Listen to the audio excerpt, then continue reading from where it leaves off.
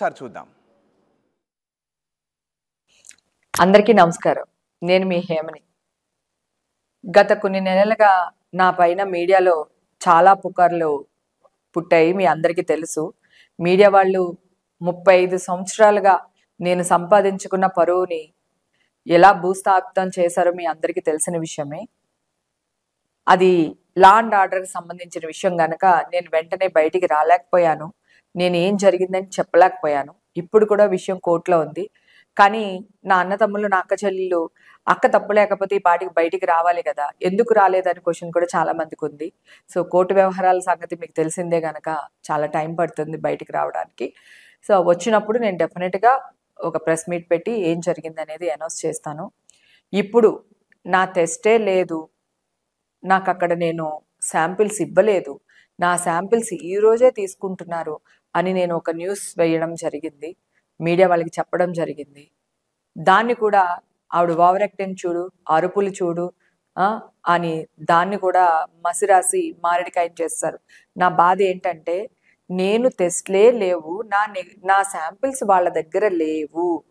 లేనప్పుడు మీరు నాకు పాజిటివ్ వచ్చిందని మీరు ఎలా ప్రచారం చేస్తారు అనే విషయాన్ని బాధతో, ఉక్రోషంతో కొంచెం గట్టిగా అడిగాను.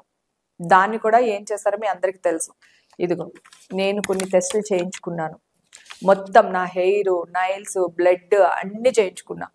సో దీంట్లో నాకు నెగిటివ్ రిపోర్ట్ వచ్చింది. ఇది ఆల్రెడీ మీకు ఛానల్స్లో నేను రావడం జరిగింది, చెప్పడం కూడా జరిగింది. ఇప్పుడు ఈ వీడియో తీయడానికి మెయిన్ కారణం ఒకటే, నేను ఎలాంటి టెస్టులకైనా బహిరంగంగా రెడీ అని మీ ముందు చెప్పడానికి, అలాగే తెలంగాణ సీఎం గారు రేవంత్ రెడ్డి గారు అపాయింట్మెంట్ కావాలి అని అడగడానికి, అలాగే ఏపీ ఉప ముఖ్యమంత్రి గారు అయిన పవన్ కళ్యాణ్ గారిని అపాయింట్మెంట్ అడగడానికే నేను ఈ వీడియో పెడుతున్నాను. అయితే ఇప్పుడు ఏంటంటే నేను ఎలాంటి టెస్టులకైనా బహిరంగంగా రెడీగా ఉన్నాను. ఓకే, తెలంగాణ ముఖ్యమంత్రి గారు రేవంత్ రెడ్డి గారు అపాయింట్మెంట్ కావాలని కోరుకుంటున్నాను.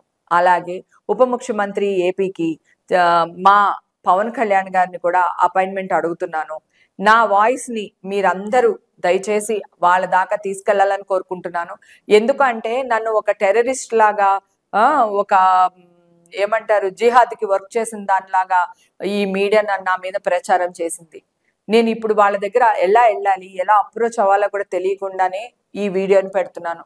నన్ను మీడియా వాళ్ళు బ్లాక్మెయిల్ చేశారు, సెటిల్మెంట్కి రమ్మని పిలిచారు, కొంతమంది పెద్దవాళ్ళు కాంప్రమైజ్ చేస్తానని పిలిచారు. నాకు మీడియాకి గొడవలు లేవు, నాకు మీడియాకి ఏముంటాయి, నేను ఎందుకు రావాలి? నేనే తప్పు చేయలేదు. నేను తప్పు చేయలేనప్పుడు సెటిల్మెంట్కి ఎందుకు రావాలి? నన్ను ఎవరెవరు బ్లాక్మెయిల్ చేస్తున్నారో వాళ్ళ ఫోన్ నెంబర్స్ ఉన్నాయి నా దగ్గర. ఆ నెంబర్ కూడా మీకు తొందరలోనే నేను మీకు అప్డేట్ చేస్తాను. మీకు ఆ నెంబర్ని. నాకు నెగిటివ్ రిపోర్ట్స్ వచ్చినాయి. నన్ను నమ్మమని ఎవరిని అడగట్లేదు. ఓకే, నేను ఎలాంటి టెస్టులకైనా బహిరంగంగా రెడీగా ఉన్నానని చెప్పడానికి మాత్రమే ఈ వీడియో పెడుతున్నాను. నాకు సీఎం రేవంత్ రెడ్డి గారు అపాయింట్మెంట్ కావాలి, నేను ట్రై చేస్తున్నాను. నా వాయిస్ ఆయన దాకా తీసుకెళ్లవలసిన బాధ్యత కూడా నా అన్న తమ్ముళ్ళు నాకు సపోర్ట్ చేసే మీ మీదే ఆధారపడింది. ప్లీజ్ తీసుకెళ్ళండి.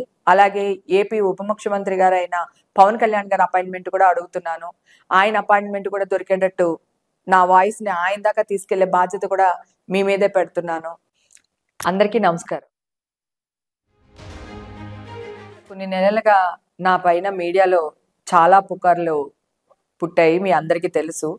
మీడియా వాళ్ళు 35 సంవత్సరాలుగా నేను సంపాదించుకున్న పరువుని ఎలా భూస్థాపితం చేశారో మీ అందరికీ తెలిసిన విషయమే.